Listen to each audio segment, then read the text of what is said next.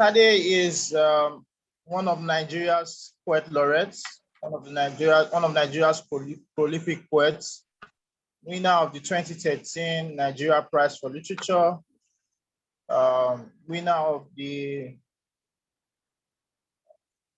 I think I have his book here, but I don't misrepresent him in any way.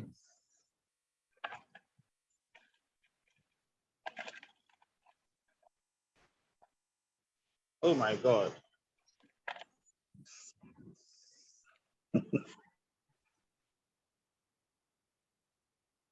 Okay, so basically Tade is a multiple award winner, and most importantly, Tade is someone who is interested in the craft of literature. I would not like to call him a critic. I would prefer to call him someone who has invested his life in the craft, while also being a family man, being a difficult journey, having a difficult journey of being a lawyer and a poet, because I don't think those two mix together prominently that way. But what is interesting about Tade is that Tade is someone who has not rested on his oars. He's writing 2 books, one about Europe, rest of Africa, and he's been writing that for about 4 or 5 years now. He's not in a hurry to release, not in a hurry like a lot of young poets, to release books and all of that. He's also writing a book, I think. He's done some translations. He's also done some translations, most importantly, translations, Amos Ituola, Fagunwa, and the rest. He's done some translations of their works. And that for me is important because you as a Yoruba man, you identify first with the homeland before you identify with the global north, which is something that I am also following that trajectory. Identify with home, be sure-footed about home before you begin to trace the rest of the world. So Tade, Ipadeola, welcome to Start Culture. Thank you very much. Yeah. So Oriyomi runs Start Culture. It's a creative writing class held on Zoom and published on YouTube. Okay. Yes, and so far we've hosted Temitayo Olofinoa and Nnamdi Onguike on the craft of writing. So this month we would like to host. We are glad to host you on poetry. So the first question I would like to ask is, what makes good poetry? How many minutes do we have here today? How many minutes do we have here today? No, I think it should be like a summary of a summary, because I know that's like a thesis. Yes, so that I can pace myself. If I know we're here for an hour and a half, 40 minutes. We are hosting you for an hour. All right, so I can pace myself. Now, this is a very interesting question you have asked. What makes good poetry? It's interesting because there's no formula that you can apply to it. And for example, I got to learn that my hosts today are called Start Culture. So I would like to start from there. Good poetry is what gets something started inside you. Something that kicks something off inside you. You will never know until you do it. And if you write 10 poems, maybe one or two out of the lot will resonate with people. The ones that resonate with you don't necessarily have to be the one that will resonate with people. Your favorites sometimes are neglected by people who consume them. But here's what I've seen over the years listening to a lot of poets and writers. And it is that um, a good poem will usually write itself through you. What I mean by that is this: you can sit at your table all day and write only 2 or 3 lines.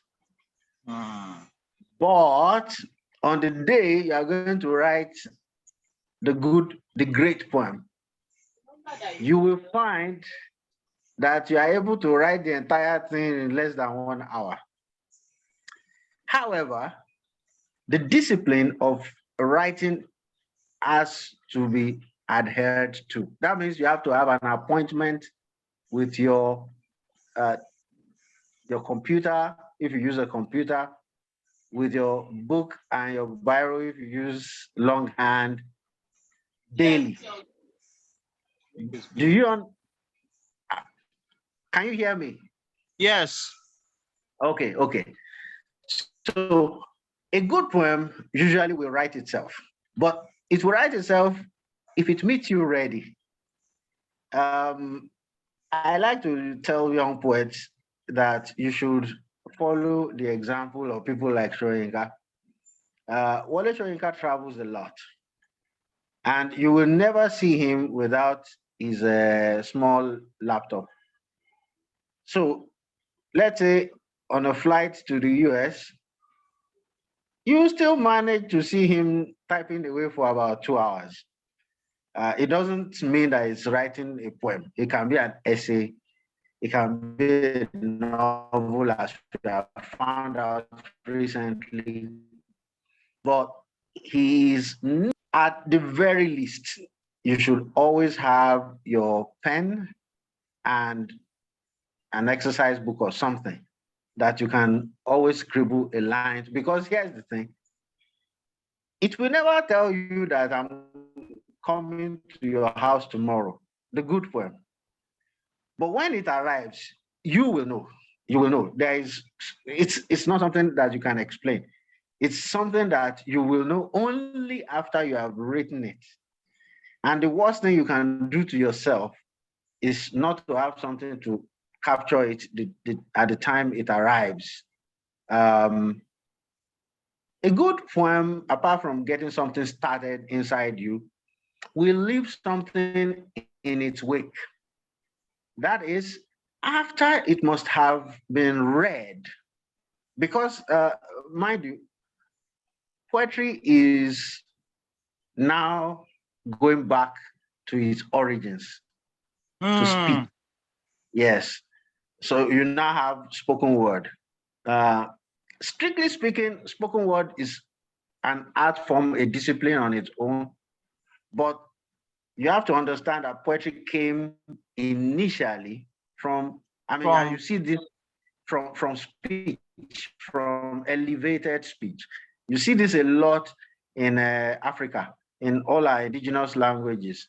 The indigenous language poets still have that very close relationship with the oral beginning of poetry. But um, there's something that is smarter than all of us, and that is a pen and a piece of paper. So if you train yourself to always go anywhere with a pen and a piece of paper, you will eventually write that poem, and you will be glad you did. Wow. Yeah, you'll be glad you did. I can tell you where I was exactly on the day that I wrote Songbird, the poem that won me my first international prize in South Korea. I was walking down the hill from the High Court, going towards a place called Mobile in Ibadan. And I decided to do an experiment by asking famous poets if they remember where they were when they wrote a particularly famous poem. And I'll give you an instance. I asked Professor J.P. Clark, I said to him, I said, do you remember where you were when you wrote Ibadan? That famous 5-line, 19-word micro epic. And he said to me, yes, I remember where I was. I was on Premier Hill and I was walking down towards Mbari.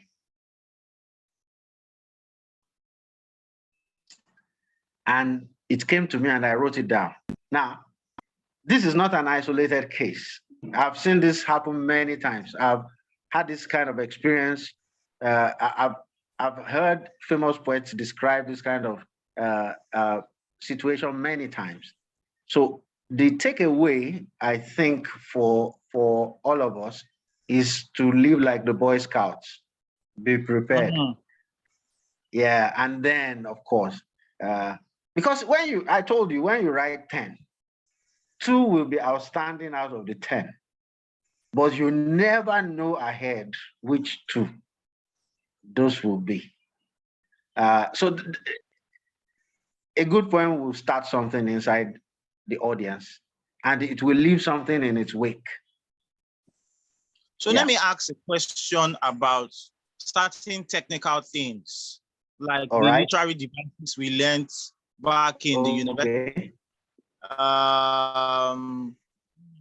Hyperbole, simile, metaphor, alliteration, consonants, and the rest of that. Because in a sense, I have some level of background in literature, not core literature, but at least language. And, you know, encountering the cantos, encountering the meters and the verses that Shakespeare used, encountering the poems of Tanuri Ojaide, encountering the poems of people like Odia or Fiemon. I noticed that poetry is, do you feel that poetry should still give that regard to devices? Because in this day and age, you just see some lines that are bland, and you wonder what is happening here. Is this poetry? Teach me. If this is what poetry is, please teach me. You know.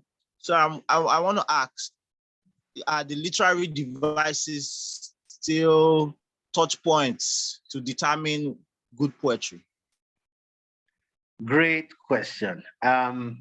So here's the thing about great poems. And again, let me use the example of Ibadan. J.P. Clark. J.P. Clark. Yeah. Running splash of rust and gold, flung and scattered among 7 hills like broken china in the sun. Very brief, but very memorable. One of my friends, he's now departed, dearly departed, Wale Obade, we call him fondly Wali J. He wrote a poem for Chief Gani Fahimi, who was at that time incarcerated at Gashua prisons.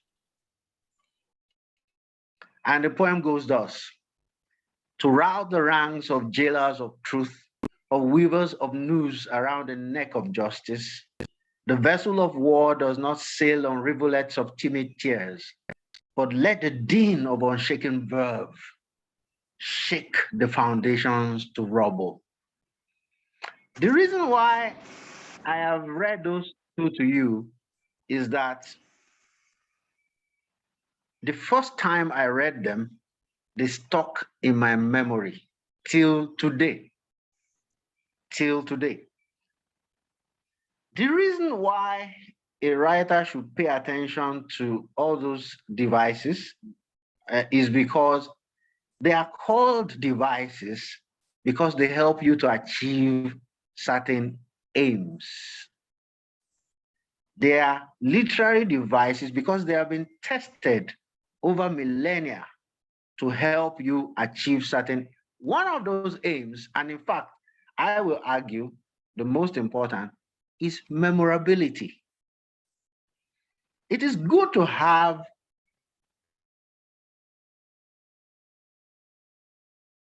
all the hyperbole in a row, but if you start from there, you may not get a great poem written. You start with a message. When you start with then and famous African poem that I really like, which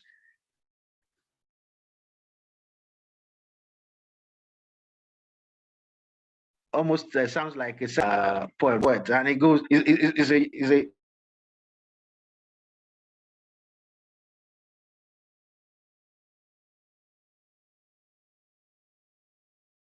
lover lamenting the loss of, and he said, "You mashed, you tore my Tuesdays, you wounded my Wednesdays, you threw away my Thursdays, you fried my Fridays, and on and so forth." It's very funny. Hello? Yes, please go on. Hello? You can hear me? You. Hello? Yes, Hello, yes, we can. You can hear me? Hello? Hello? Hello? Can you hear me? Yes, I can. Can you hear me? All right. Yes, I can hear you. So here's what I am saying now. The devices are good, but always remember Hello? that the devices. Hello, Femi. Can you hear me?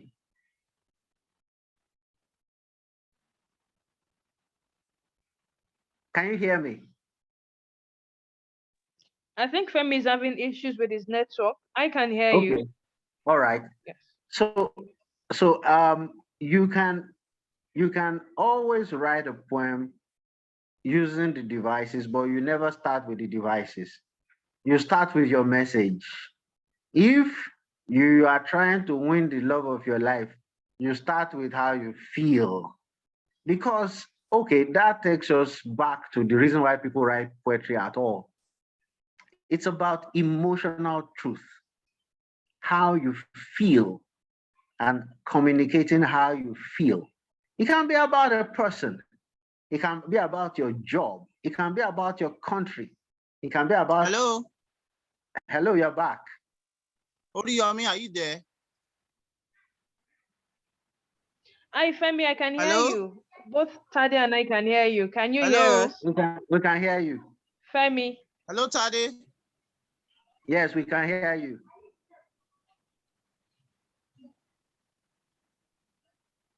We can hear you, Femi.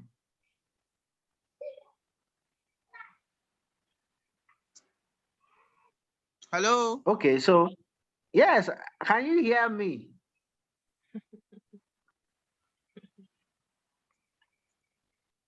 Can you hear me, Femi? Is your bandwidth enough to hear me?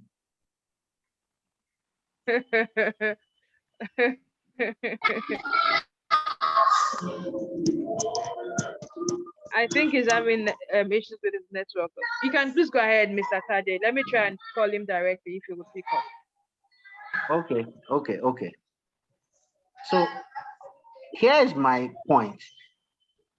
If you start with your truth, your emotional truth, it becomes easy to write this poem in such a way that you can use the literary devices, alliteration, consonants, to create memorableness in your reader. And when you do, you'll be fine. So don't start with the hyperbole, don't start with the consonants, don't start with the assonance, start with the truth, and then go on from there. And then you'll be fine. Usually.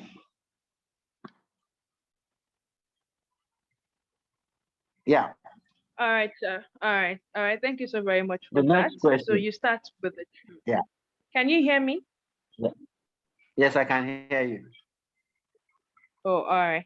All right. Okay. So while you wait for Femi to come back, I think I would just like to follow up on what you just said by asking a question now. Is there anything like someone's muse or talent declining at a certain point in their poetry career? Is there anything like that? It's very difficult to say, but um, if you do like a mathematical, statistical analysis, then you'll see that most poets write their best poems by the time they are 50. And whatever they write, 50 to the time they eventually peg out, is usually not as strong or as good as the ones they wrote earlier. Now, there are exceptions to that rule or Okay. that state of things. There are exceptions. A poet like Derek Walcott Okay. kept producing high quality poetry into his 80s. That's not usual, but it does happen. It does happen. In fact, some people will tell you that if you want to get really, really good poems of Derek Walcott, are the ones he wrote when he was about 50 years. That is due to many factors. You remember that a poet like Keats, John Keats, Keats lived and died very young. He died before he was 30. He died in his 20s.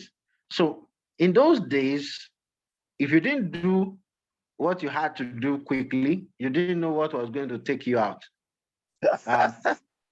So, so you had to. But now modern medicine, we have surgery, we have better diet, we have what's going on, we have better control of the environment so that typhoid, malaria, and those things that used to kill people fairly easily are no longer there. But still, I would say to a poet, the moment you know that you are good at this thing, or your peers, your contemporaries tell you that you are good at this thing, then try to have a body of work in place. Because ultimately, I think you brought me here so to show how to proceed from talent to the market. If you do not have a body of work, there is nothing to take to the market. If you have, a fair amount of work out there, then you have, most of which initially you have to do for free, then you have something to show. And then you have people willing to pay. On the average, I would say I sell a poem for about $200 now. It wasn't always like that. I've sold a poem for more. I've sold a poem for way more than $200. But on the average, uh, uh, um, it goes for about that. So, what really attracts uh, people to you as a poet is what they have seen of your work before. So, um, the world has changed. When I was coming of age as a writer in this country, in this same Nigeria, my father advised me to keep sending my poems to newspapers. So we had Tribune, we had Guardian, we had Sketch in those days. So I used to send poetry to all those newspapers. Nowadays, that is not the way to go. You put it on the web mostly, and then you have a wider, in fact, a worldwide audience, because the web is. I like the Yoruba word for the World Wide Web. They will say "Ẹ̀rọ ayélujára." Yes, that means ayélujára. That means that the machine that makes the world permeable. So, yeah. So nowadays, you're going to have a web presence. There are some poets who resist it, the older poets usually, who don't want to be online because there is plagiarism. People still, steal your work and try to pass it off for as their own. We have seen very famous cases even in Africa. Yeah. Some of these things don't come to light until there's a famous competition or so, and then the truth comes out. But how did the perpetrator get hold? Usually from the web. But what I'm trying to say is that this is our reality today. It doesn't mean that you can't send your works to newspapers, magazines, occasional publications like that, but you should try to have a portfolio online. And then your competitiveness increases. People know you for your craft more easily. You'll be surprised that you get a call or an email from Canada, from Wales, from Australia, asking you for something. And they can only do that because they saw your footprint digitally. Let me ask a second question, a more technical one. Do you think that we are in an era of the short form as against the long form that is that the scholars in Nigeria have sort of turned into if you don't write the long form, then you have not reached that pedestal yet. What is your take?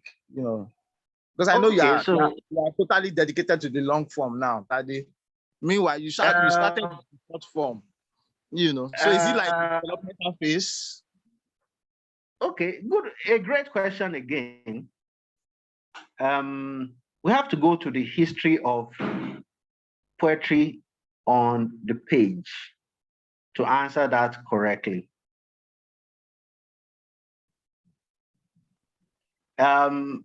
We follow the English tradition mostly. And if you look at the history of poetry, written poetry in the English language, you see that it was the long form mostly initially. Not necessarily the epic, even the lyric, even the elegy was usually long. But something happened when newspapers arrived on the scene about 200 years ago.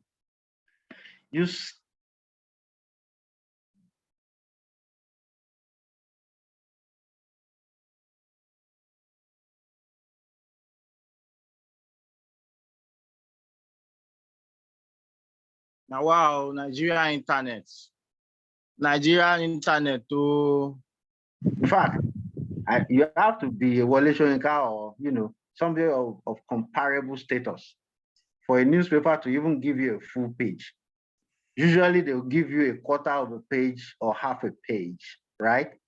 Yeah. But my larger argument is that this is a well-known, well-documented fact that poets shifted from writing 10, 20 pages. I mean, Goblin Market is considered short, but it's still a very long poem when you lay it out on the page. So when the newspapers arrived, there was some kind of abridgment. Today we live in the age of Twitter. Let me tell you, whether you like it or not, it is influencing the length that poets write art. Because you know that this medium, first of all, in those days, there were not so many things to distract you. There was no television. There was no, I mean, you can take a train, you can go on a train journey from one point to another, knowing that you're going to spend 6 hours in that train, and you take a whole volume of poetry with you, knowing that you will have finished it by the time you arrive. But the same 30 minutes or less, everything has been speeded up. So now, whether you like it or not, the length that you strive for has to come down. Yes, I am. Yes, I'm dedicated to the long form, but somebody pulled me aside the other day, and I wouldn't mention his name because it appears that person is in this conversation, and says, "Oga, you have to do something that would be more easily digestible now. You don't have any point to prove again by writing the whole book of 90-something pages of poetry. Are you trying to win the Nobel? So please, uh, uh, but you can see how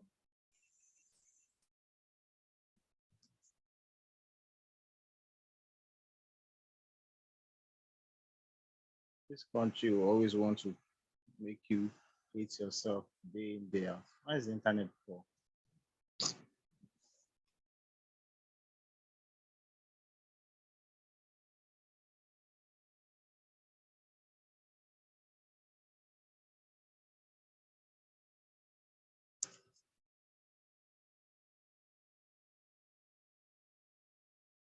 Huh. I can't hear. I can't hear you. I can't hear. Hello? I think it's Tade's network. Femi, can you hear me? Yes, I can hear you. Yeah, so I think it's Tade's network this time. So we just give him some seconds to come back. He's off Okay. actually, so maybe he just needs much time.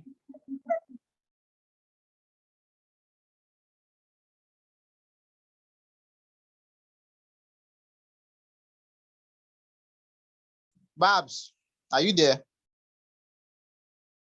Yes. Good afternoon. Good evening. Okay, good evening. Yeah, yeah. Okay, so let's just sorry, explain the questions because sorry, my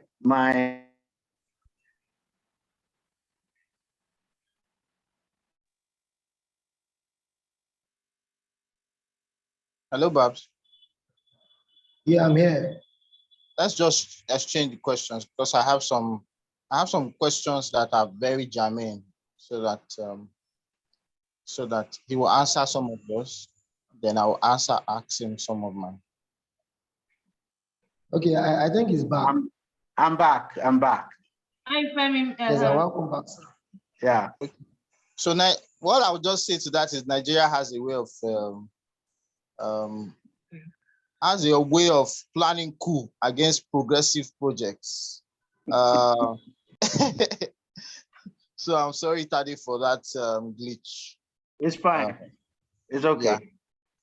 So we're talking about the long form and the short form, and you said that you were dedicated to the long form at your own peril. And that's, but you would advise people to invest some time with the short form as well, which is something that I appreciate. I appreciate that you are being real with us. I know, Babs, can you ask a question? Can you ask Tade a question from your Babatunde? Yes, yes, definitely. Okay. I have I have quite a whole lot to ask you, sir. Okay. I've always admired you from a distance, and Thank you. of course, your craft. At the time, I did a review of one of your collections. Whom I can't remember that particular.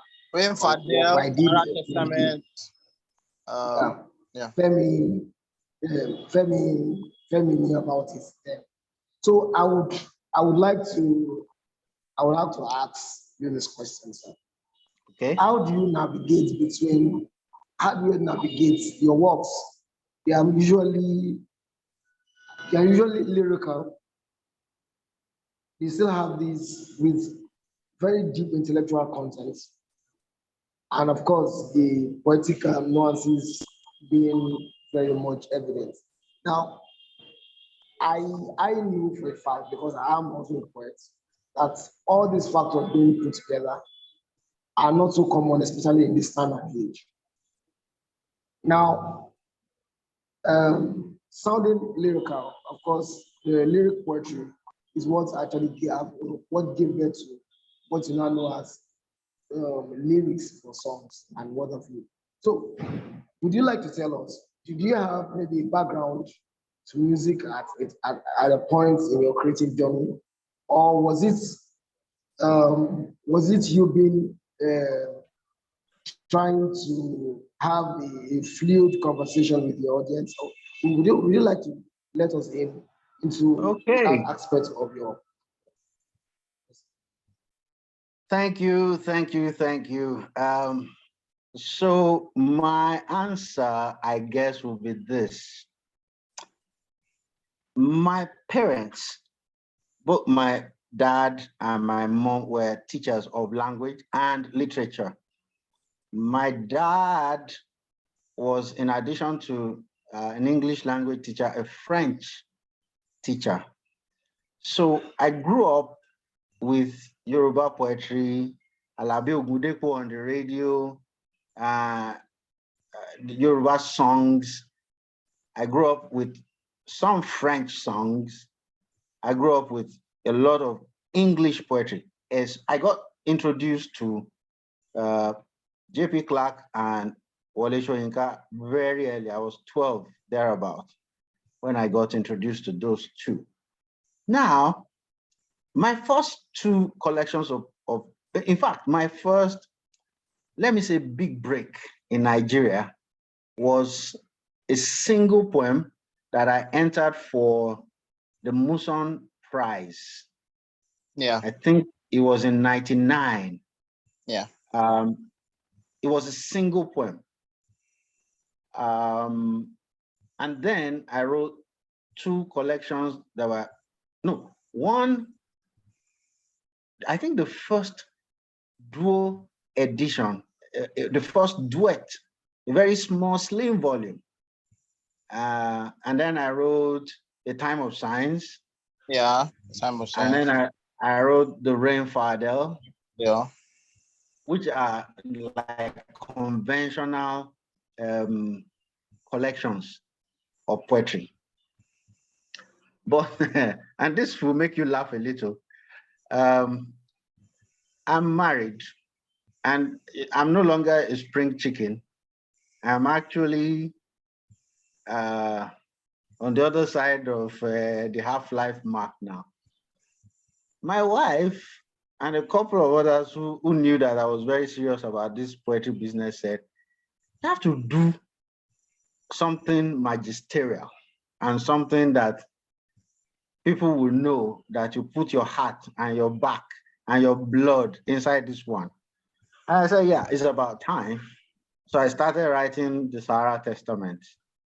Let me assure you that I usually don't write like that, but just so that I can show that it is not only Derek Walcott that can do something like that, I embarked on the project and I did it. I think every poet should have one such ambition in life. For a number of reasons. If you're African, we now have computers, and computers can tell us what our output is.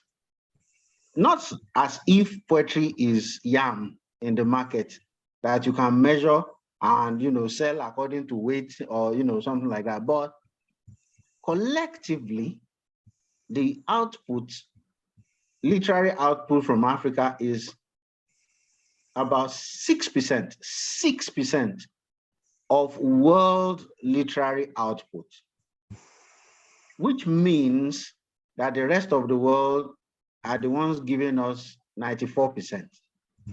We can do better, let me assure you. And this is a time when the world is actually hungry for stories coming from Africa. I don't know whether you can still hear me. Yes, I can hear you. Okay, so this is the time, this is the time the world is actually hungry for stories coming from Africa. Don't let me offend too many people, but we have a number of ambassadors that are delivering the wrong message to the world right now about who we are. I mean, in the 21st century, somebody is selling Ogbanje, something.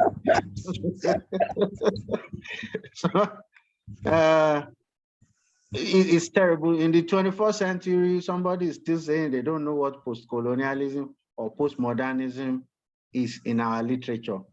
I think it's too bad that that is happening. The world actually wants to know us, and there is no way to understand Africa except Africans themselves say it. There is a playwright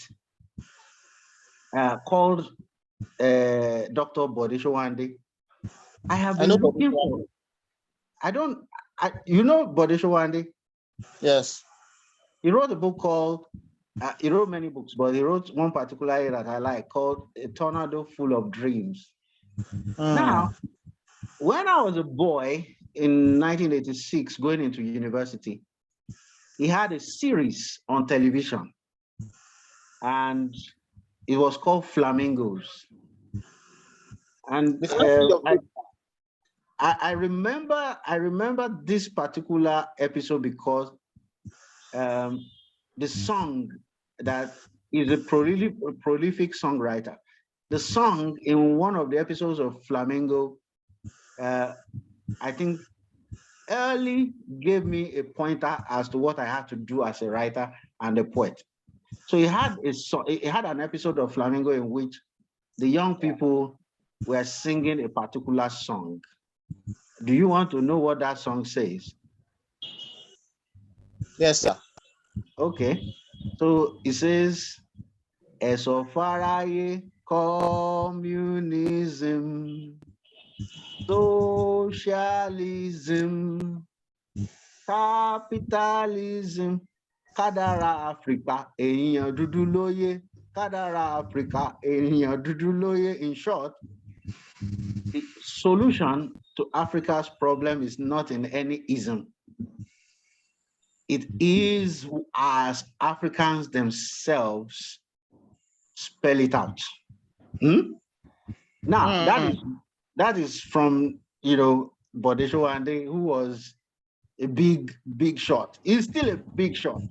But coming back home, my grandmother, who never spent a day in school, but who was a fantastic user of language, would say that you are known by what you frame of your own experience, what you say and how you say it. It is actually from her that I learned that the way in which you frame your story matters a whole lot. We have an advantage in that most of us are at least prolific in 2 languages. If you are not prolific in English, you are prolific in Yoruba. Oh, by the way, this is a good time to also remind us that if you are educated in 2 languages, you should have literary output poetic output in those two languages. Yes. The reason is not far-fetched. The highest amount, and I'm saying this not to boast, but because you have brought me here to tell you the truth about these things. The highest amount of money I've ever been offered for a single poem was not for an English poem, or was not for a poem I wrote in English. Nobody ever offered me $1,000 for a poem I wrote in English. Nobody. But I have been offered $1,000 for a Yoruba poem. You understand? Yeah. It's not something I'm saying. It's something that I have a contract to show for it. You understand? Yeah. And I think it's important for me to say this here because there is a young poet that I challenged to write in Yoruba. Another young poet that I challenged to write in Igbo. Another young poet that I challenged to write in Hausa. And do you know that a year after they took up the challenge, what I noticed, and which I have not told them yet, is that their writing in English improved. Yes, because you see, you have an advantage. There will be no Wole Soyinka today without the Yoruba language. People don't understand it. There will be no Chino Achebe without the Igbo language. It is, I mean, these guys were so powerful because they can tell you, they can relate their experiences to you across languages. There will be no J.P. Clark without Ozidi. That is the truth. There will be no Okibo without Idoto. So let us never forget. I mean, the temptation today with identity politics, with sexuality politics, with gender politics is to, push all those things to the back and try to be like the Americans. I mean, I've been to spoken word slams, and I was fooled about where the people that were speaking came from. I mean, people that I knew grew up and, live most of their lives in Lagos were speaking like people from LA or people from New York. As I say to myself, hello? Yeah. Can you That's hear me? packaging. I can hear you. Oh, okay, yeah. So challenge yourself. Challenge yourself. Let people know you can do these things in many mediums. You will be surprised the day they will come knocking at your door to say, we need a dedicated poem for this event, and we are going to pay you $1,000 for it. It will be like you won a lottery.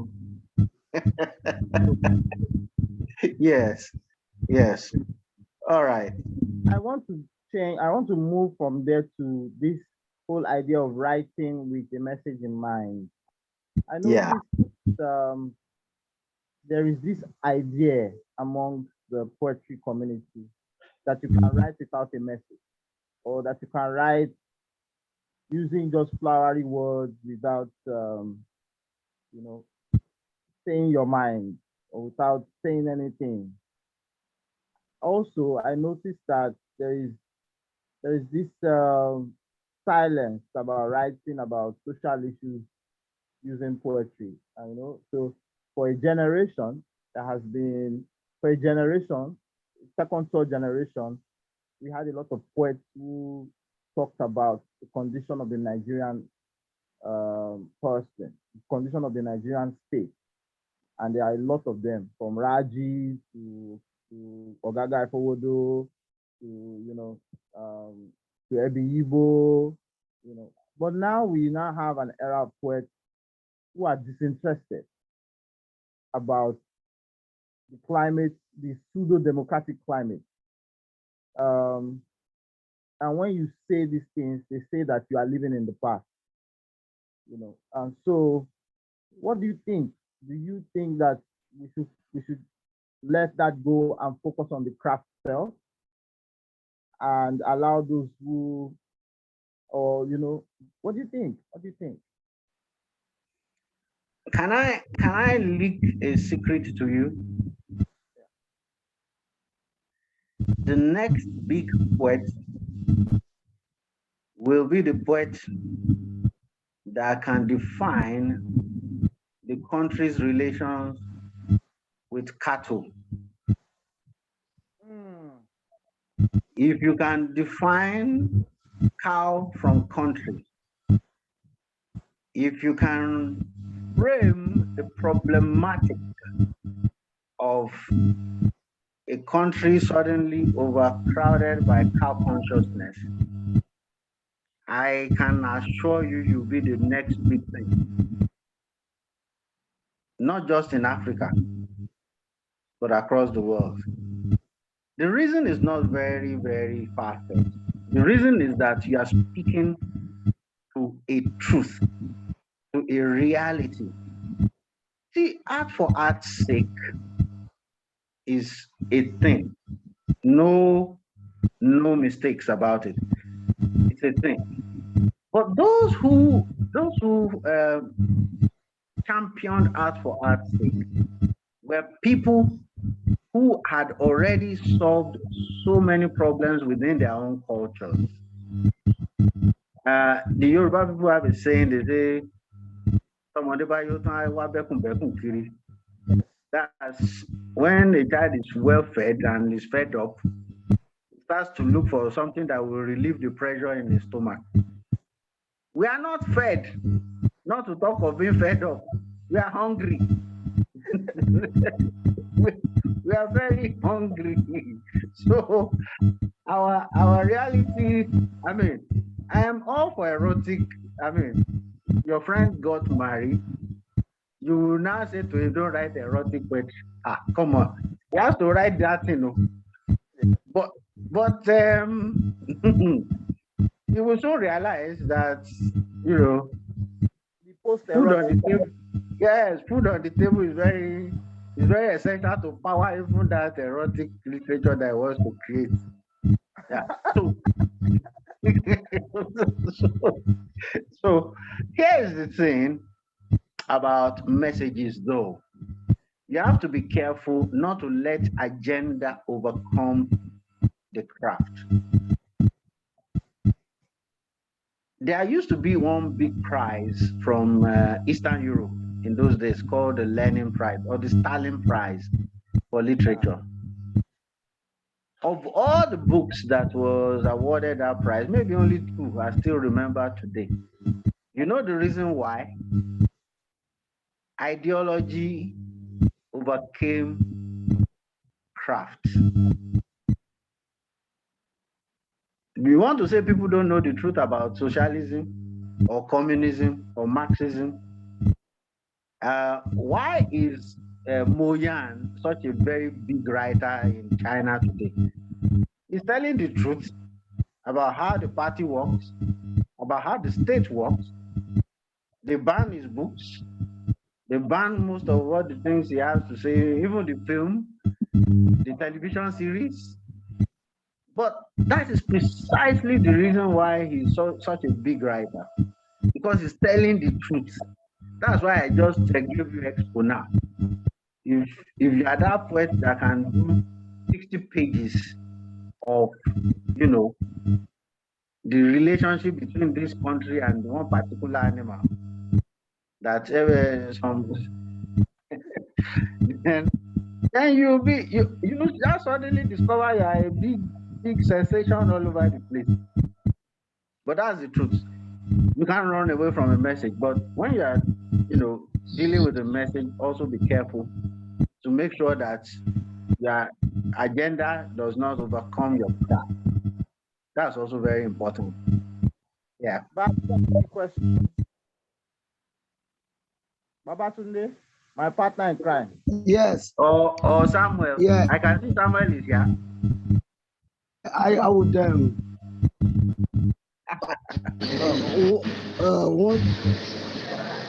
again I have to say indeed it's a figure.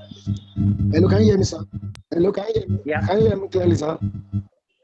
Yeah, I can hear you. Hello, can you hear me? I can hear you. I can hear you. Hello. I can hear you. Hello, can you hear me? We can hear you, Yeah. but just send your Go ahead. Go ahead. Hello. I can hear you. Go ahead. I'm sure his network is All bad, right, so sir. that's why you Can you hear cannot me clearly, sir? hear us. Yes, I can. Yes, sir. So I followed your analysis quite closely. Yeah, I follow your analysis quite closely.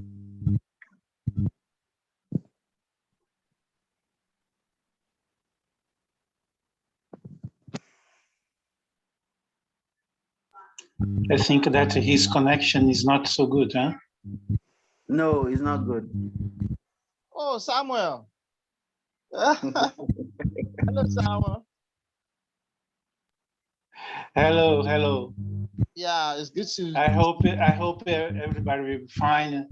And I'm enjoying very much the speech, and I would like to ask a question, if you permit me. Please.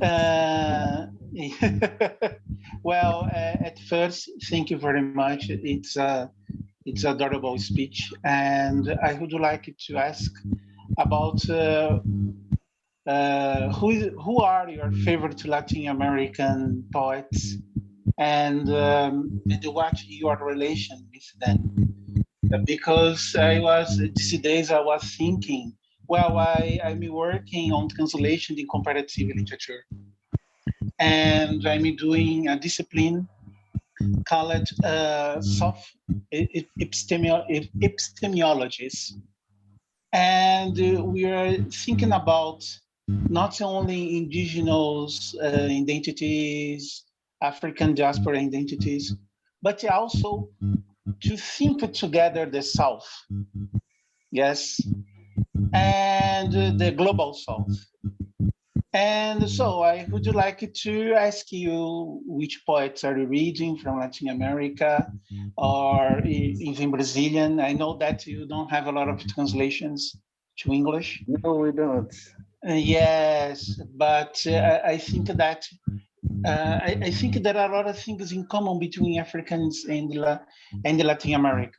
So I would like to ask you, what's your favorite poets? And that's it.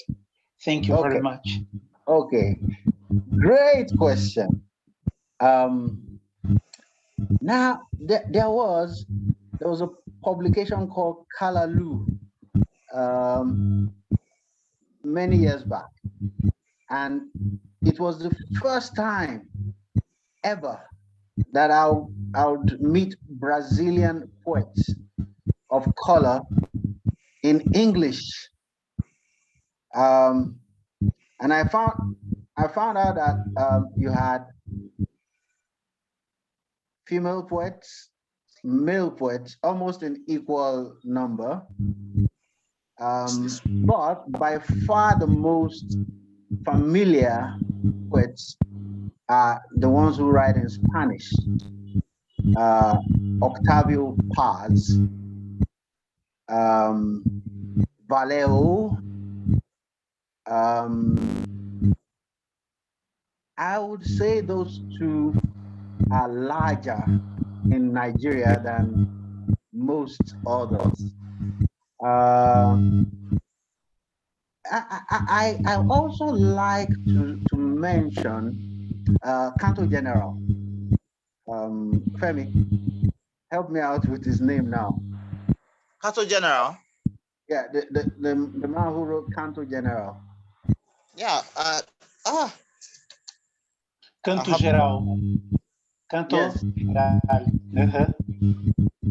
Yeah, Canto General. Valero, Octavio Paz. Those are available in translation a lot. I think I will be asking you, Samuel, to help us. The Kalalu I'm talking about was in 1990. 1990. That was a very long time ago. I'm sure that since then, that's almost 30 years now. Since then, a lot of new poets have come up, and we don't know them in this part of the world. This is a shame. It's a shame on us. It's a shame on me because we ought to be familiar with their works, with their thinking, and what they're saying to the world, to us. It's only the Atlantic between us. And now we have technology. We should get our acts together and, get these poets to this side. And because 3 out of the whole Latin America is too small. Pablo Neruda, that's the one I was trying to remember. Pablo Neruda. He's the one that wrote Canto General. Yeah, he's the most famous poet from Latin America, sorry. And Octavio Paz too, because he got a Nobel Prize. And it's very interesting because Octavio Paz said one thing that I like very much. To write a good poem, you need to have 100 bad poems to arrive in a good poem.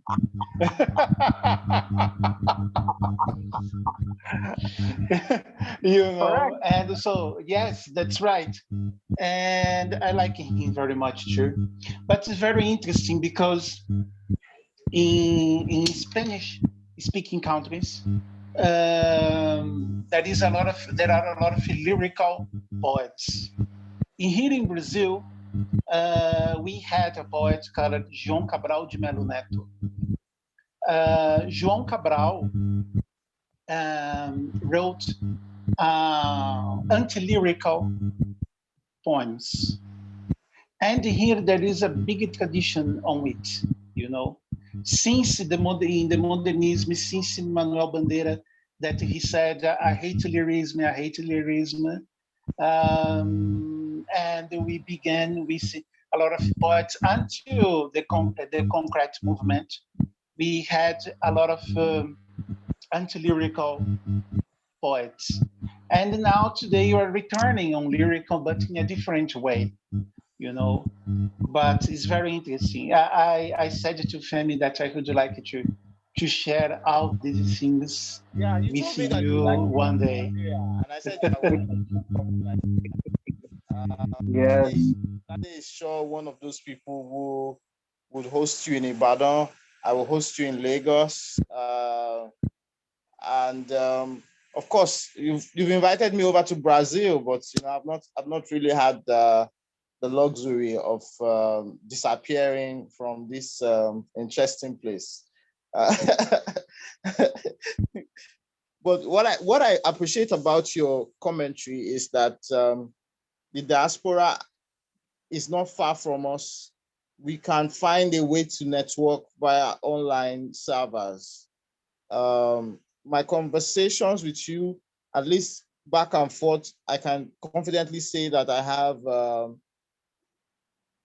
10, 15 poets from Brazil, from Latin America that I'm studying at the moment. And I have sent you a couple of other writers from Nigeria, Tade, Peter Akinlabi, Niran, Dami Ajayi. I just kept sending you writers and their works that I have access to, so that you can. And we had talks about generations and all of that. So the question to Tade is that, are these poetry histrionics, important for the Nigerian? Hello, Tade. Hello, can you hear me? Are these poetry histrionics important for the Nigerian poets? The generation? No. All you have to do is tell the truth.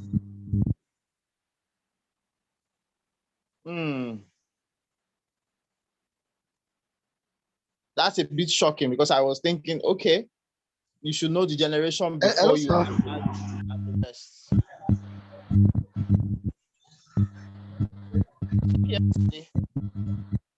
Hello, so I'm back. I'm back on the block. Okay, you're back. Yeah, network has been so erratic. So, but I promised myself that I have to part of this session at all costs.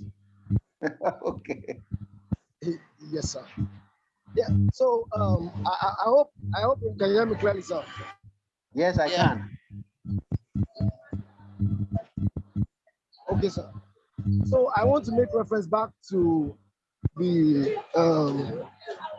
your focus on the fact that language is an integral ingredient of fine literary work, especially poetry.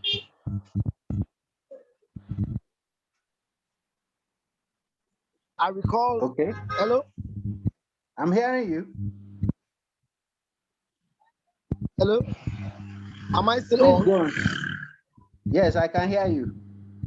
Yeah, I recall that the earliest Italian writers, I'm talking about the writer sculptor Leonardo da Vinci, because we had the guy who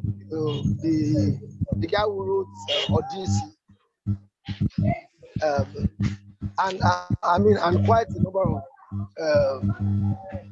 when you talk about the medieval time, the ancient Greek methodology and what have you, the writings actually constituted that era, and the likes of Socrates, and their likes, the very, very essence of their writing being their language, of course, later translated, and it was watered down, all that. My question would be that as a contemporary poet, contemporary writer, so to say, how then would you, of course, I would like to confess that most of my writings that I received quite a number of likes or kudos from friends or even those who are non-poetry followers. Best of my poets have been those that have been those that have included folk tales or folk songs. Translating those folk songs just the way it is in its raw traditional form, translating it into the English form to make it more appealing. Now I think Professor Wole Soyinka borrowed that from Amos Tuola and all that. So what's going forward? How would one actually continue on this trend? Because of course you told us the fact that most of your best works appreciated across or in other climes have been Yoruba poetry, from what I was able to detect. But going forward, how would you advise, say, a budding poet who has got this vibe about cultural renaissance, pushing forward the cultural narrative, in framing his literary works, that. How would you advise such? Because we shouldn't forget the fact that the postmodern. Babs, this your question is turning to a thesis, so. Babs, can you make it short? Okay. Can I take it up now? Yeah.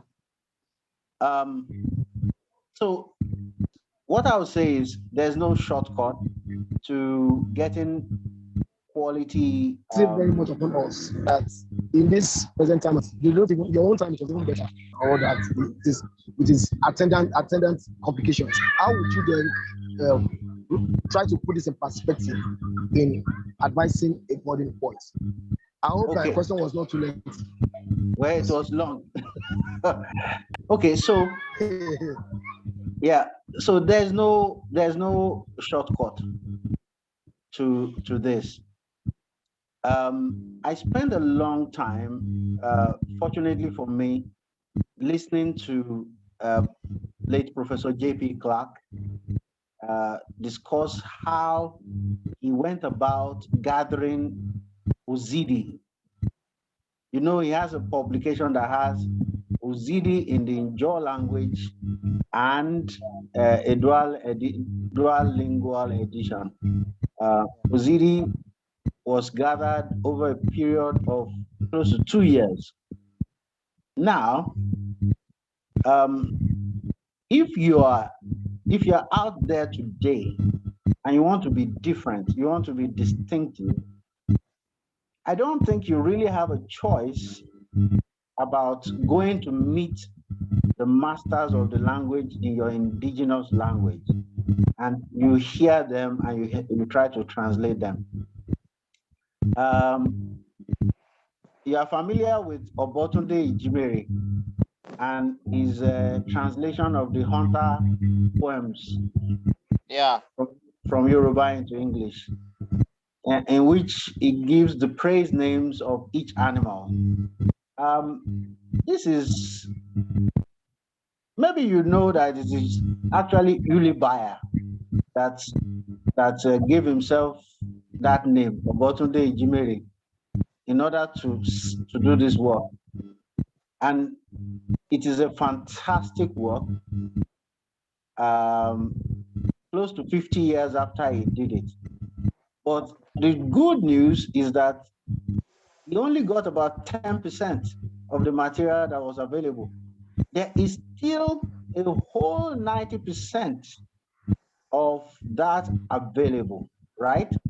Which means that if you are very serious about establishing yourself on the landscape,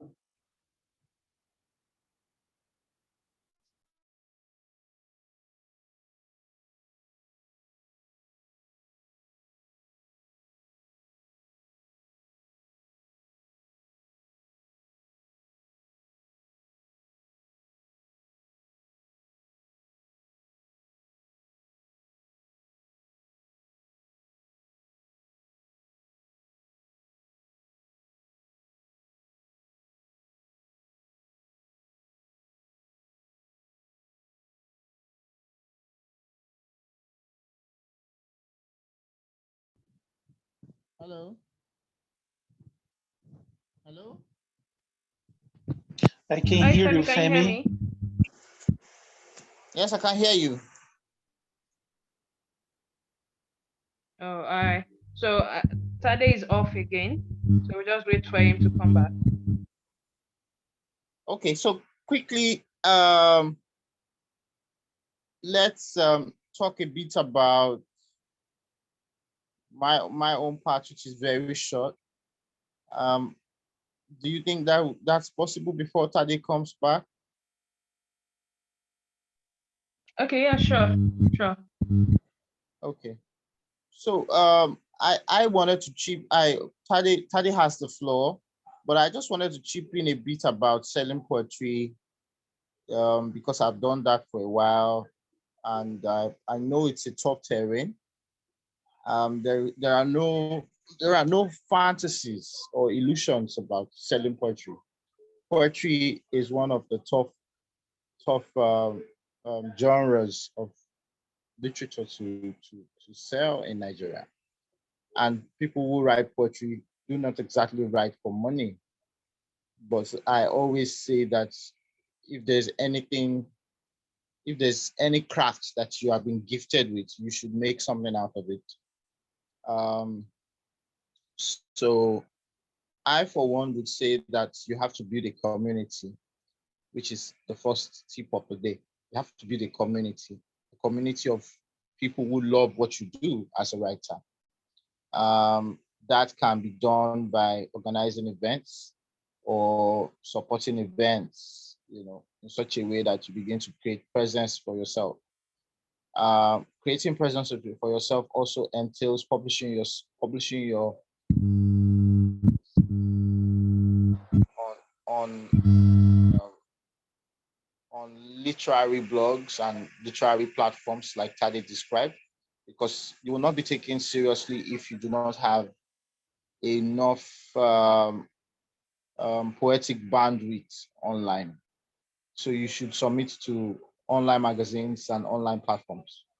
The third is that you should, when you are done promoting yourself, which includes featuring for um, interviews on local radio in your country or in your state, which also entails taking yourself out of that space, out of that writing space, and becoming a self-promoter.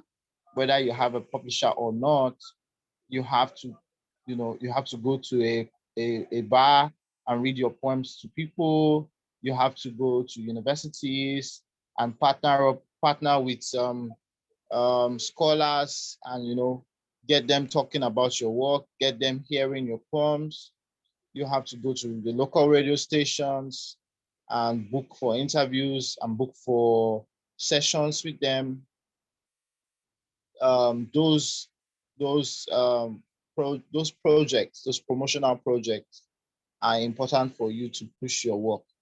When your book is out, I always tell people that the way I sell books most is that I carry my books with me, and my partners, my friends also help with carrying my books with them. So when your book is out, you are no longer that you are no longer in that cocoon. You are no longer in that space where you are the writer and a text is in front of you. You are now a promoter of your work. And so you have to shamelessly sell your work to people. You have to be so proud of your work as to talk about it, as to show it off, as to pitch it, as to show people parts of the poems, not all of the poems. It's like you give out teasers. Another tip I would like to put out there is that you use social media. You could use social media. You could get great pictures online. You could do quotes. You could do videos. You could do engagements online to show up the visibility of your work and also show up sales. You should also make sure that your book is on several digital platforms where people can buy both electronic and digital. So Amazon is a good platform. There are other local platforms in your country. There are local platforms outside your country. Talk to them, email them, and then you'll be surprised that they are willing to sell your book, or they are willing to sign a contract with you to help you sell your book without violating your copyright. I've done that, and I have my books in Ghana. And recently, even Tade is aware, recently we signed the contract where we now have Renegade in about 50 countries. All of that is, the internet is waiting for you to tap into that opportunity. A mail away, you see an opportunity that has to do with selling your book in the next country, and you see an email, you see a WhatsApp number, you send the mail, you send the mail, or you tell your publisher to send that mail. And then when you don't get the positive results, it's okay. And when you get the positive results, you'll be surprised at the length at which you are pushing your craft. Like I said, sell shamelessly. Take your books.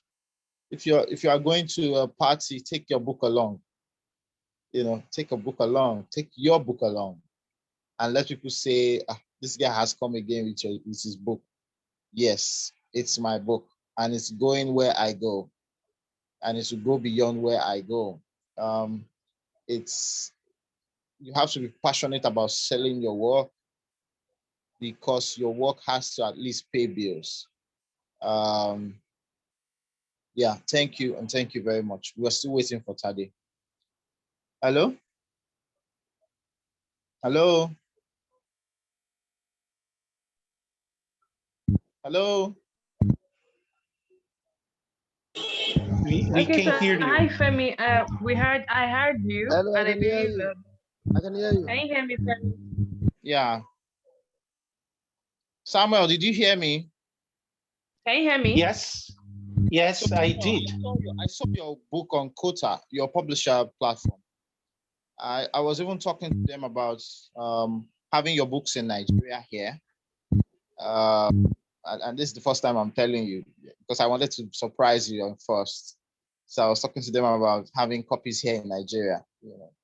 And they told me that it was very impossible for them to ship books from Brazil to Nigeria because of certain technical glitches. So with my conversation with them, I I made them create another platform where Nigerians can buy your book from Amazon and from other platforms, and they would get it delivered in Nigeria. You so that's where I will be buying your book, and it will be easily shipped. I think that the platform is in the US. The platform they set up is in the US, so that I can get the Nigerians can get your book. I can get your book um, from from that platform. So that's what I'm saying. That sometimes you have to push your publisher and tell your publisher, I need my book to be in Africa, and talk to all the African platforms that you know. Email them. Let's see what they've got. Let's see if they are interested. And you'll be surprised what you get. And that's what one needs to do. One needs to be very, very aggressive about selling poetry. Use the media, use traditional media, use social media, and then push beyond the immediate country that you live in and that people know you for. Yeah. Is Tade still back? Okay, so if I can ask a question. Yeah. No, he's not back. Um, I would like to ask a question based on what you just said. Okay, so now I like the phrase you used, like you need to push your book aggressively and all of that. So what if after you have, let's say you've practically tried all you can to market your book and it still does not sell? Will you say the problem then is with the book itself? The now making reference to the craft. Probably the person is not a good writer. Maybe the collection of poems are not so good. Or will it still be a matter of the person has not tried hard enough to actually sell the book? Okay, so my response will be in two folds. The first one is that poetry is a hard sell. People see poets as weird people. I'm sorry, but in Nigeria, I realized that people see poetry and poets like people who are very weird and all of that. And then because of the elevated language and the symbolism of poetry, people do not exactly buy poetry the way they would buy prose or and all of that. So the genre is an interesting genre. It's a challenging genre, and is a genre for those who have high staying power. You know, so it will take a longer time for a poet to sell out 5,000 copies than it would take a fairly good novelist. It would take a great poet Okay. to sell out 5,000 copies than it would take a fairly good novelist. And when I say fairly good, one of those pedestrian novelists to sell out. Mm. So that's important for you to know, even if you are Okay. interested in writing your poems and interested in publishing them.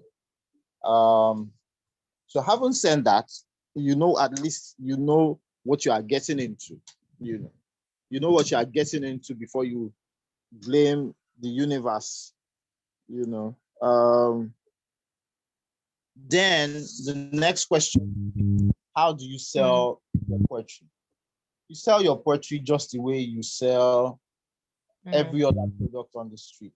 See your poetry as a bottle of wine, and sit down and ask yourself, if I'm going to sell this bottle of wine, how best can I sell this bottle of wine?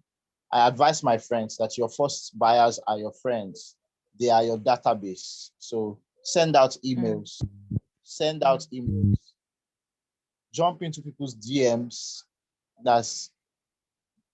Be aggressive and shameless to the point where you are jumping into people's DMs and you're encouraging them to buy. Send WhatsApp broadcasts shamelessly. Do Telegram.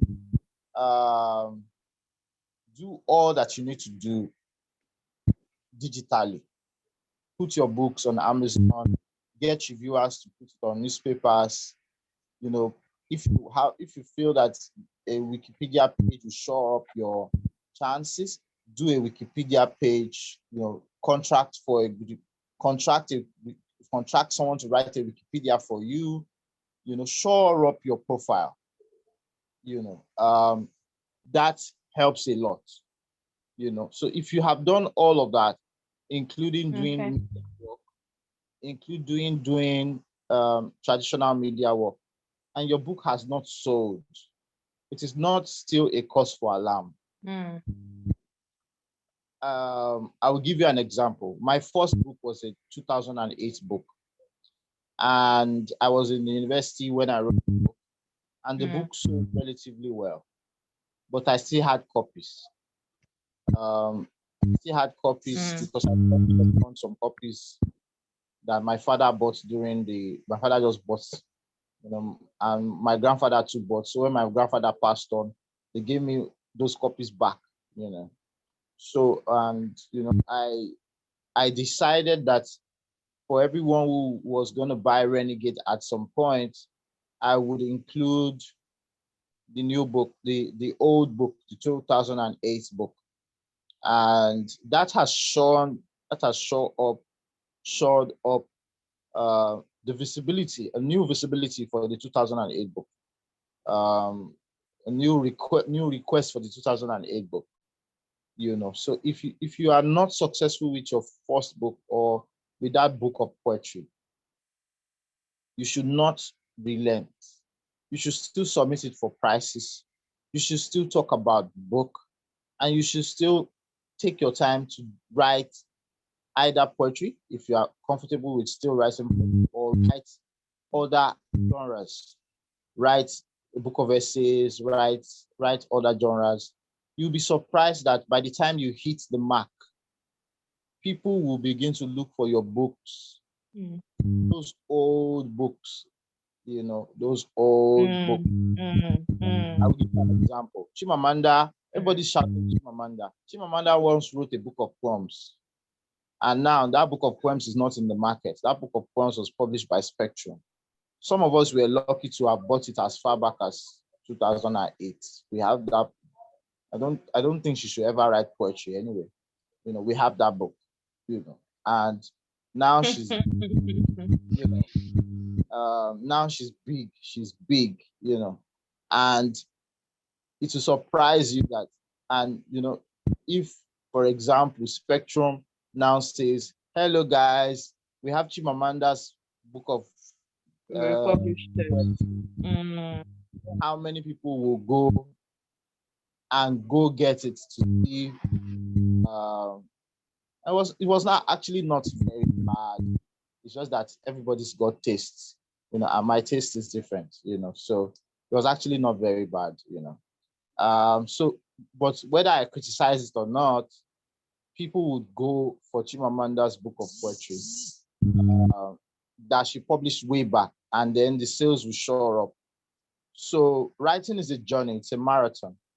Uh, your my book, The Year of Fire, is getting more sales abroad than it's getting in Nigeria. I don't know why. I don't know why. But what I know is that at a point, my publisher, Shogofaloye, decided that he was going to create a scarcity of the book in Nigeria. And he was going to promote the book first before, you know, um, releasing the Nigerian edition. And so I took it upon myself to DM all my friends who live abroad. I took it upon myself to DM even people who do not like me, but are living abroad. I took it upon myself to go to the platforms like my old student associations, and a lot of them have migrated, and informing them that, hey guys, my book is out. Go buy. It's on Amazon, PDF, POD, that you can also buy it on this platform. You can buy it on that platform. And I was surprised at the response. You can never underestimate your circle of influences. And if you now have a team who also have their own circle of influences, then it means that you are doubling your influence and your capacity to sell.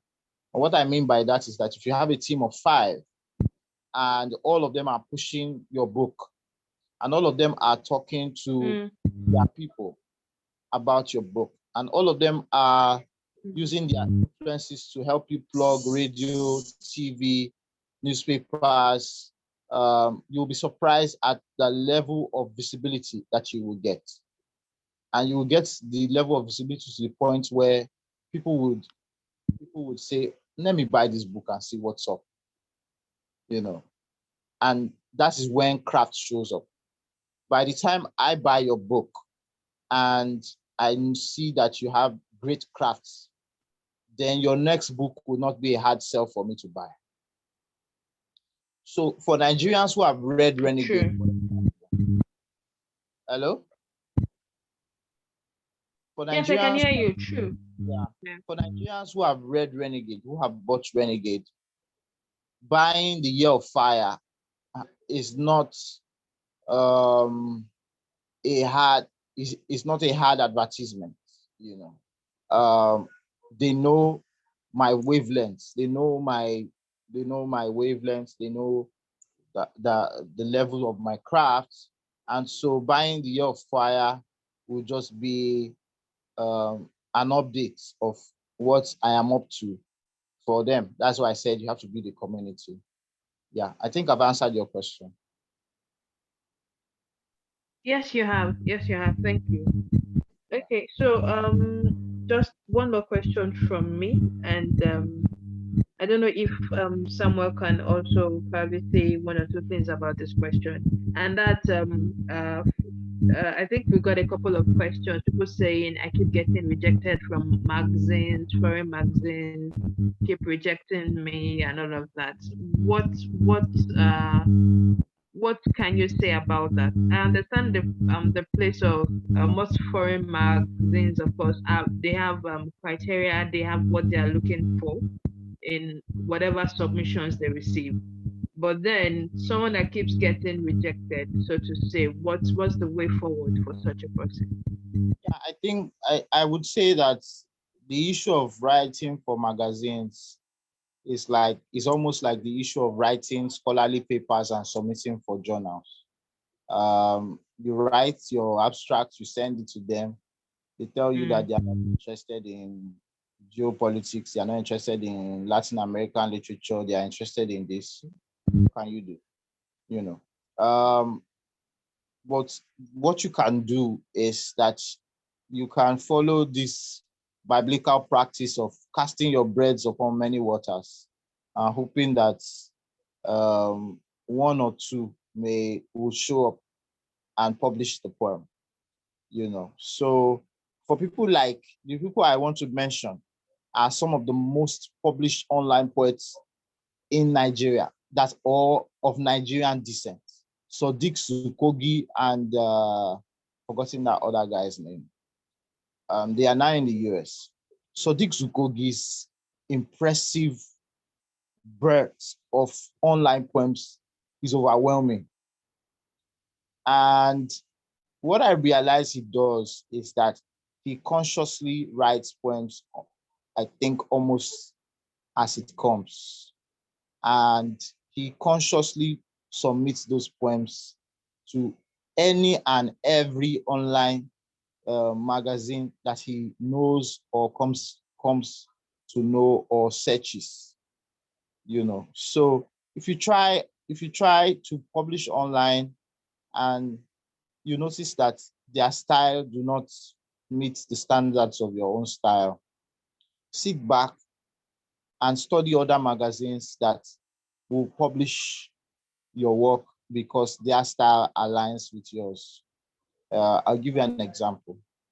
If I cannot I've had quite some problems publishing with American magazines because my poetry does not align with their style. But that has not stopped me from submitting, and that has also not stopped me from submitting even to Nigerian magazines and to Nigerian platforms. And in my head, my mentality is that as long as you are being published on those platforms, a platform is a platform, you know. A platform is a platform. As long as someone out there can type Femi Morgan and see it, and as long as there's a level of credibility to that platform, then a platform is a platform. So it'll be good to get published by, let's say, MTLS. It would be good to get published by maybe Harvard or some Harvard magazine, some University of Nebraska magazine. It'd be good. It'd be great. But if you don't get it, it will be good to also take your time to submit to other magazines in the spirit of casting your bread upon many waters. And then gradually you will get there when editors will begin to ask you, please submit your work. Please like to write and write this and submit to us. That when you get there, you are made. You are made as an online poet. But for me, I'm conscious. Alright. I'm conscious about creatives making money because when you get to the age, when you are nearing your 40, you realize that yes, craft is good, legacy is good, but you need resources to manage your life. And when you walk into the market, you don't buy tomatoes with a declaration of Shakespeare. So you need to find ways to make poetry attractive to those who buy into poetry. Um, I think at this point I need to mention Amunadi. Amunadi did a project sometime this year where he did a partnership where he did an orchestra of poetry and music. That was wonderful. It was a wonderful event in Port Harcourt. I was there. Richard Ali was there. And a couple of Burabari and Willow was there. It was an eye opener of how you can blend poetry with high elitist music. Because orchestra is elitist music. Um, and of course, it was like a gathering of high elite people with some of us who are just poets and friends of the house. Poets need to continue to tinker with the ideas of collaboration. If I am a poet and I do not have as much visibility as I need, but I find a kindred spirit with a musician, I would do a collaboration. Samuel, are you here? Yes, I'm here. I'm listening you.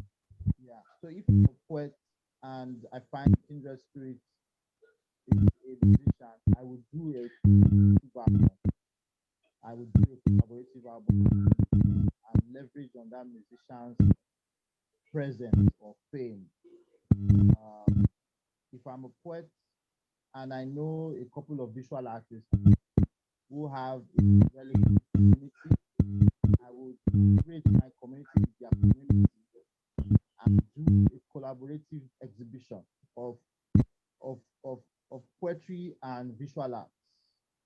You know, so before you know it, by doing some of these, collaboration with performance poets, with visual artists, with musicians, you will not be obscure.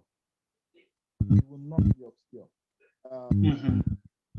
People are beginning to understand that.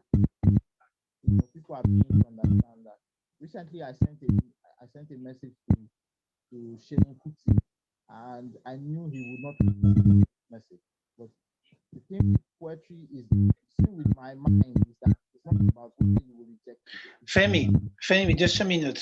Your audio, it's not good. There is something that they're interfering. So what I'm saying is that recently Yes. Now it's okay. So recently I sent a message to Shemun Kuti about my work, and I knew he was not going to respond. But for me, not about whether I was going to respond. For me, it was about the possibility of connecting with him and the possibility of, of marking some kind of mental connection. And I said, I like what you're doing. I like what you're saying. I like the kind of trouble you are making. I'm a poet in Nigeria. I live in Lagos, Nigeria. I hope that one of these days, I will meet with you and we'll talk and we'll do great things together. Whether he responds or not, it's not my business. My business is that I'm trying to, make him realize that I'm also here in Nigeria doing my own work. And if he's available, I'm available to work with him. So if you are in Brazil and there are visual artists in Brazil, you can say, oh, it's just a mail away, just a DM away, just a Facebook post away. I like what you're doing. I've checked your post. I like what you're doing. I'm a poet in Brazil. I'm willing to collaborate on projects. And then there will be a rub of influences and leverages. Yeah. So that's one way of you shoring your capacity as a poet. A good reference is my friend Rez the poet. Rez is an amazing guy. He's an amazing guy. Rez started a project called Gab, where Gods and Bards, where he's building a community of people. And can you hear me? Oriyomi, can you hear me? I can hear you. Okay. Yes, I can. Okay, I was on mute. Yes. Yeah. So a community of people, you start a project where you gather a community of people. Sometimes he started a project where he did a couple of projects with visual artists, and the last time I was talking to him, I was like, Rez, can you do something with Brimo? Can you do something with Brimo? Can you do something with Shemun Kuti? Can you do something with Beautiful Nubia? Because those ones have communities as well. And when you collaborate, those communities rub off on one another. And that for me would shore up any poet, would shore up visibility and sales for any poet. So I should stop here before I people should consult, people should consult. People should consult. Yeah. Thank you very much. Any other Thank you, question? thank you. And only to say that Thanks. in hearing, Thanks a in lot, hearing, Femi. We want to collect our money.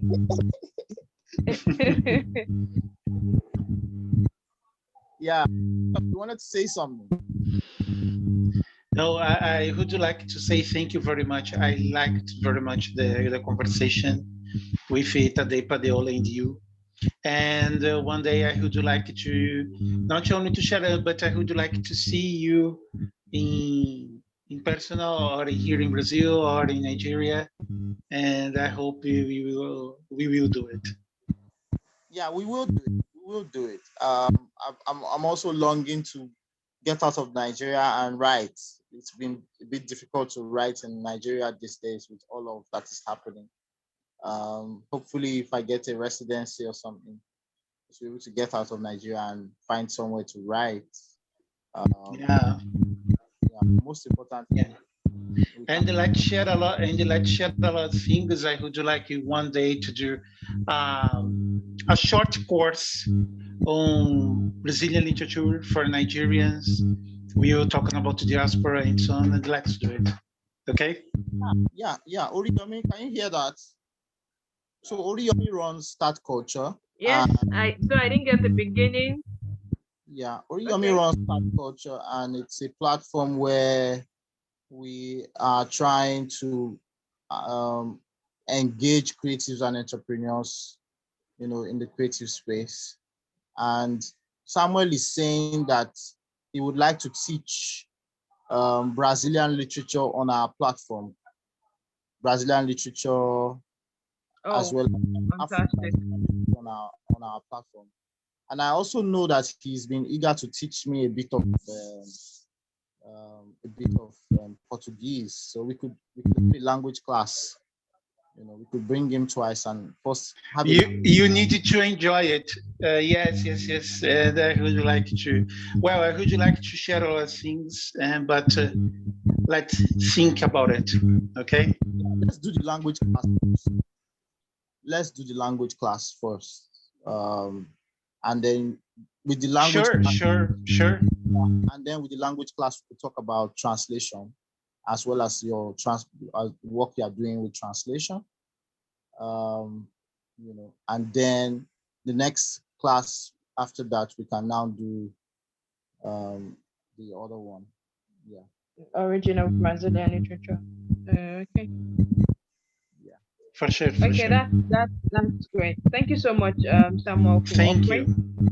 So Thank you. I think yes, I will engage you further on this. I'll probably get your details from Femi and then engage you further I'll send you an on email this. and WhatsApp number. Okay, no problem. Yeah, Babatunde, are you there? Oh, he has gone off. I think he said his network is poor, so I think it's been off for some minutes now. Tade? Same, he's not back. Maybe we should give him. Probably we'll just call it. Can you call him? Can you call him if it's possible for him to still join? Then if he can't, then we might just wrap up now. Yeah, let's just ask 1 or 2 questions and close. Okay. I don't know if okay. Does Samuel have any question? No, I don't have any Then I'll question. just look through the other questions I have.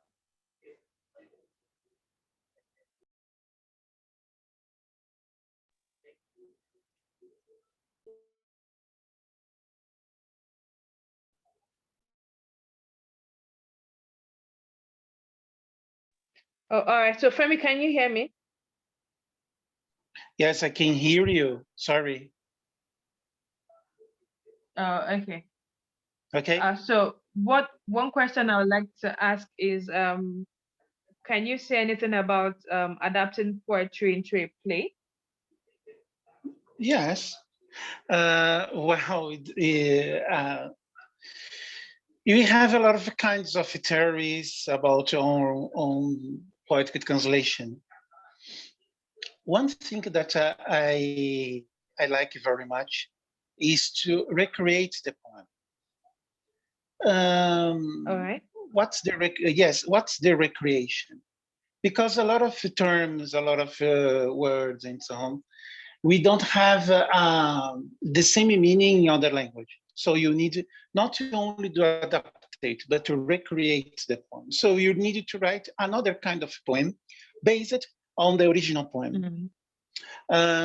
Yes, it's a very difficult issue, but I like very much a conception of poetic translation called transcreation from the Brazilian poet Haroldo de Campos.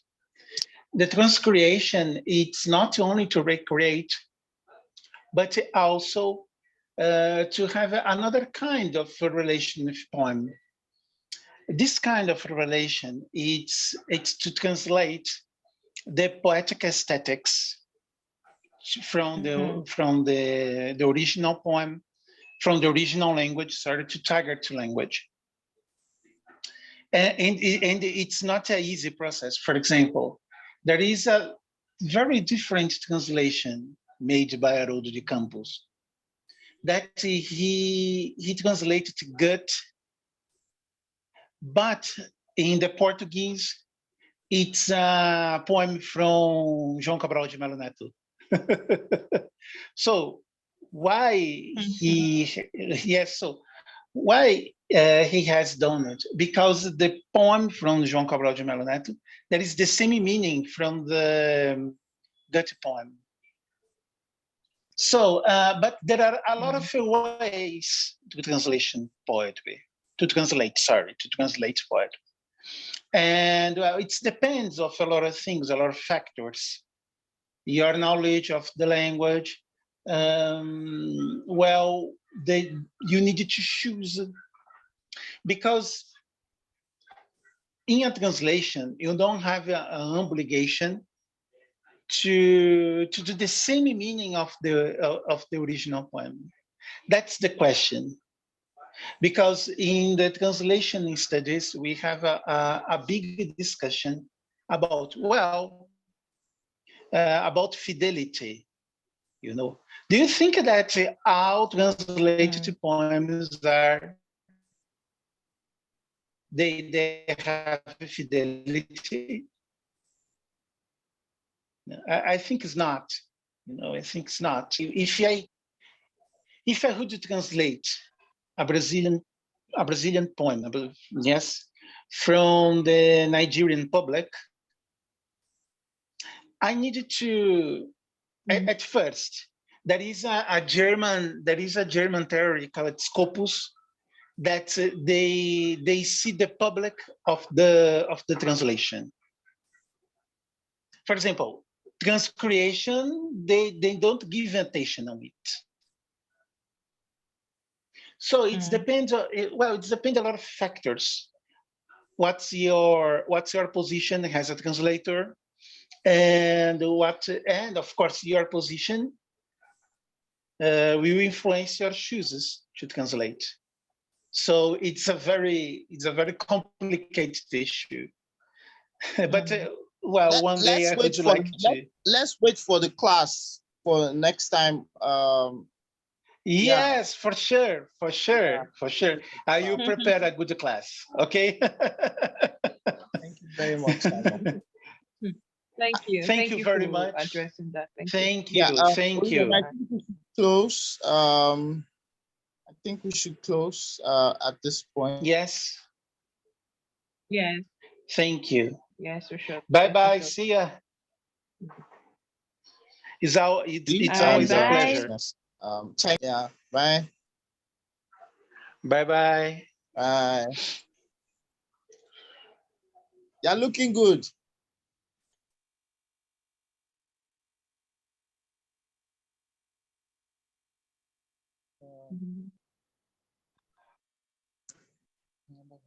All right, Femi, thanks a lot. Yeah, no allow. Lord is our shepherd. Bye-bye. All right. And please remember to, of course, thank Tade for his time. I will give him a call. Yeah. Yeah, I guess he just got frustrated with the network or something. Yeah. All right, now bye. Bye. So I'll share the YouTube stuff when I upload it, maybe by Monday. So I'll share it with you.